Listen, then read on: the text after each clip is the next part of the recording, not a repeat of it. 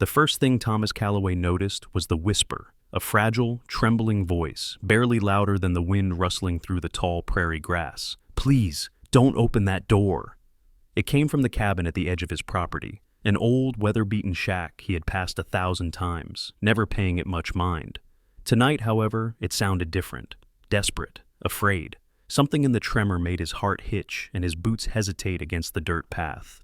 Sunset painted the horizon in streaks of orange and violet, but the colors were deceptive. Shadows stretched long and cruel across the land, bending the familiar shapes of his fence posts and scattered hay into sinister forms.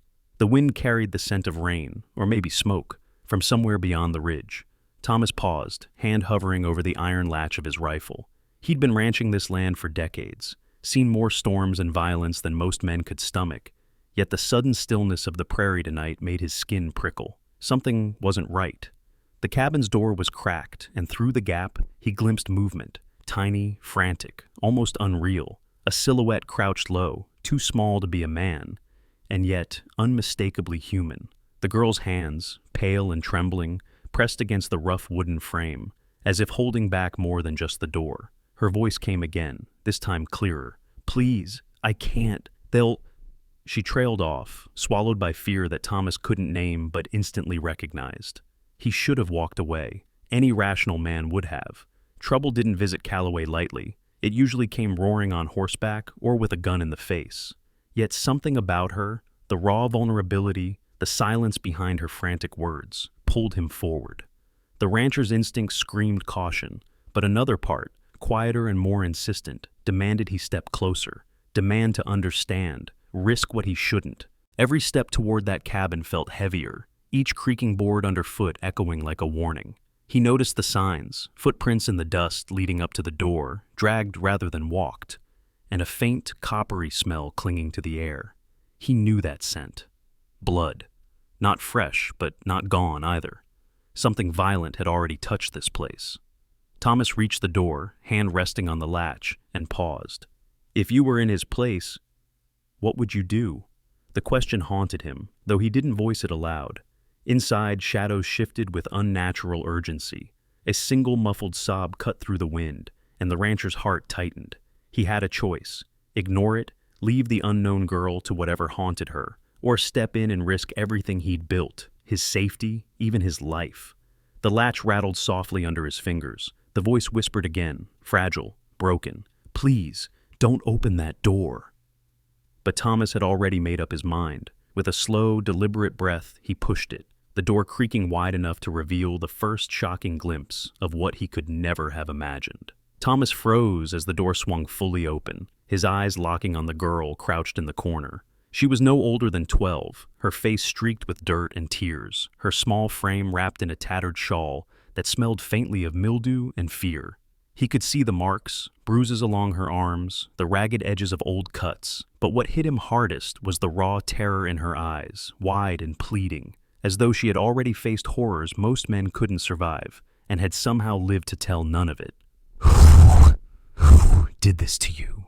Thomas asked quietly, keeping his voice low, careful not to startle her.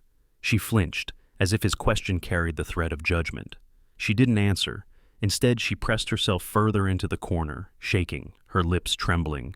He glanced around the cabin. It was bare, save for a threadbare rug, a broken chair, and the remnants of a fire long dead. No toys, no food, just shadows and silence. It was the kind of place meant to hide, not to live. And yet, Thomas felt something stir deep in his chest, a pull stronger than reason, stronger than caution. He knew the right thing in the eyes of the town, the law, the neighbors, the rigid codes of their lives, was to leave, to fetch help, to protect himself first. But moral obligation, raw and human, pushed harder. "Here," he said, lowering his rifle, reaching into his coat pocket for the small canteen he always carried. "Drink, slowly." The girl's hands shook as they reached for it, but she obeyed, her eyes never leaving his. There was a subtle tension in the room, unspoken and almost suffocating.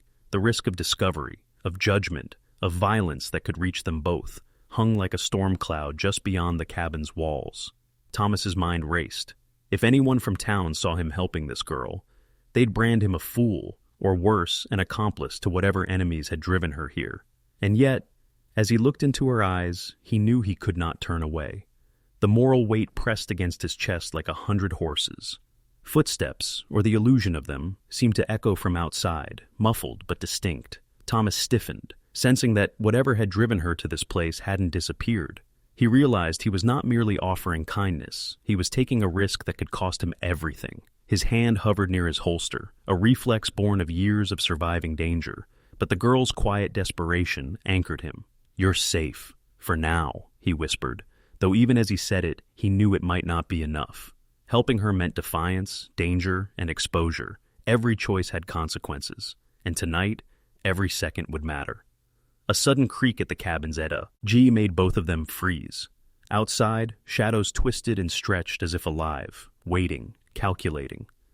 The first real test of his choice was coming, and Thomas understood that doing the right thing might demand more than courage. It might demand sacrifice. The wind shifted, carrying the metallic tang of fear across the prairie, and with it came the faintest sound of boots crunching over the dirt path. Thomas's eyes narrowed, scanning the horizon beyond the cabin window. Shadows moved, 3 figures, mounted on horseback, riding with a purpose that made the hair on the back of his neck stand on end. They weren't townsmen or wandering drifters. He recognized the posture of men trained to hunt.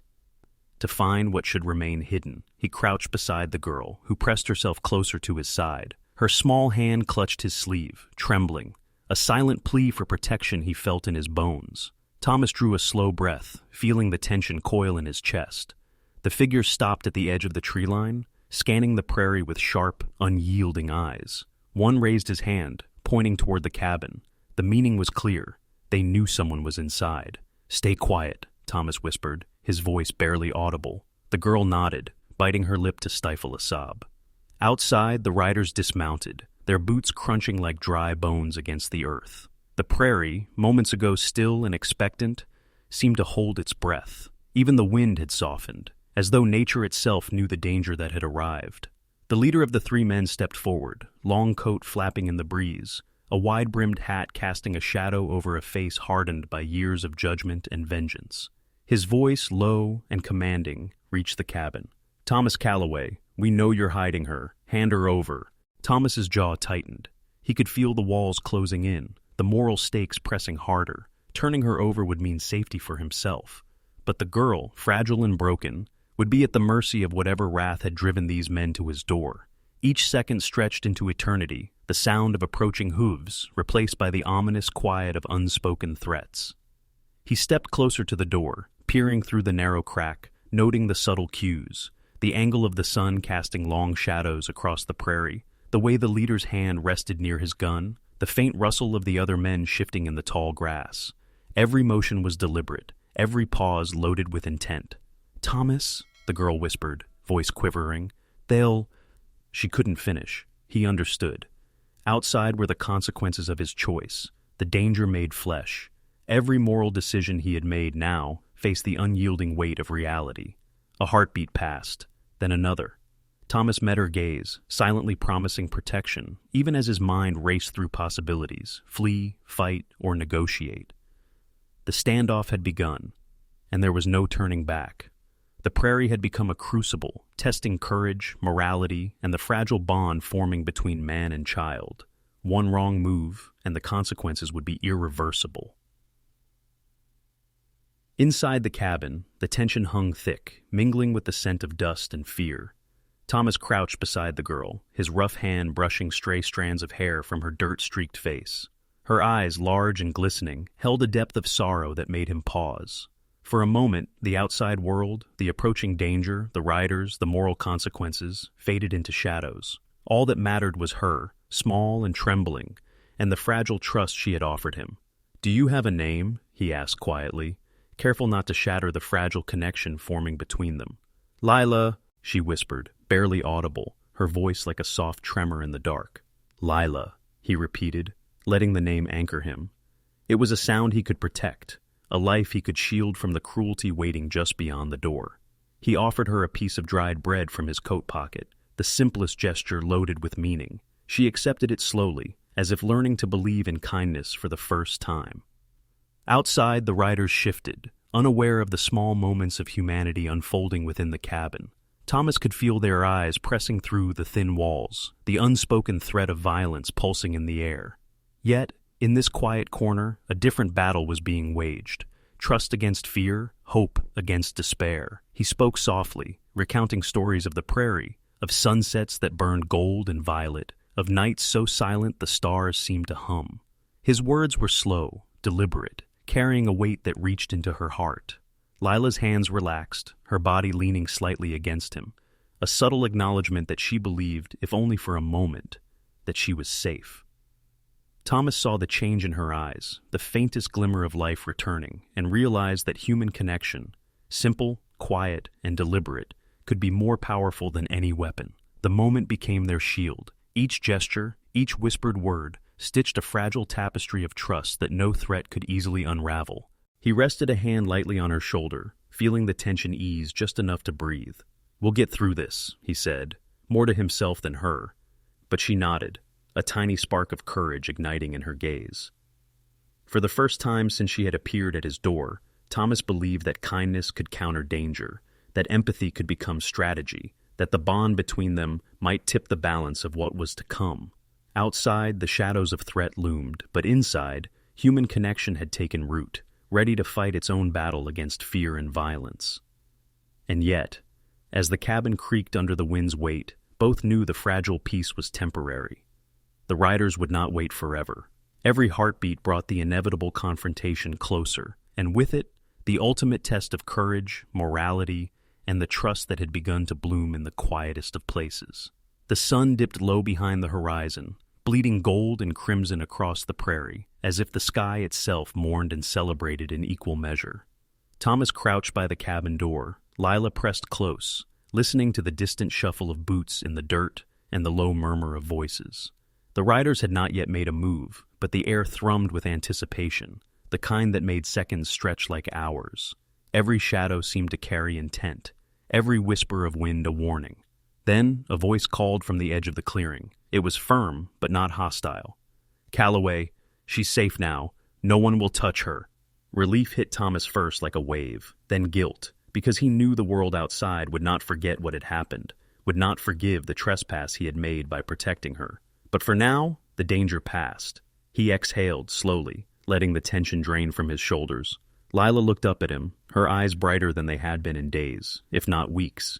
You saved me," she whispered, the words, fragile, hesitant, and yet powerful. Thomas shook his head, a faint smile breaking through the dust and weariness. "We saved each other," he said.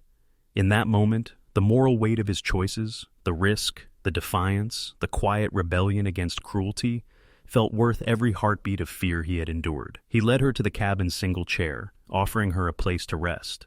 Outside, the riders mounted again, but their demeanor had shifted. The tension between them and Thomas had dissolved into acknowledgement. Some battles were not theirs to fight. They turned away, fading into the horizon like dark ghosts swallowed by the dying light. Thomas stepped onto the porch, feeling the wind on his face, carrying the scent of burnt sage and dry grass. The prairie stretched before him, endless and indifferent, yet tonight it had witnessed something rare: compassion, standing firm in the teeth of danger. He knew the consequences of his choices would ripple through the days ahead, that some would judge him, others would envy his courage, and some would never understand.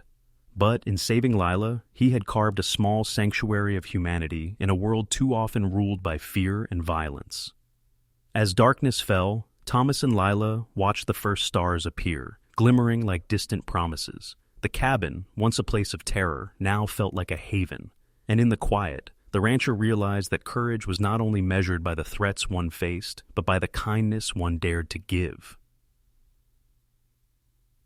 Years later, those who remembered the incident would speak of it in hushed tones, the night Thomas Calloway defied danger, morality, and expectation to protect a fragile child. And though the prairie remained the same, windswept and merciless, for Thomas and Lila, a small corner of it had been transformed forever. Proof that even in the harshest landscapes, human connection could endure, and in enduring, could change everything.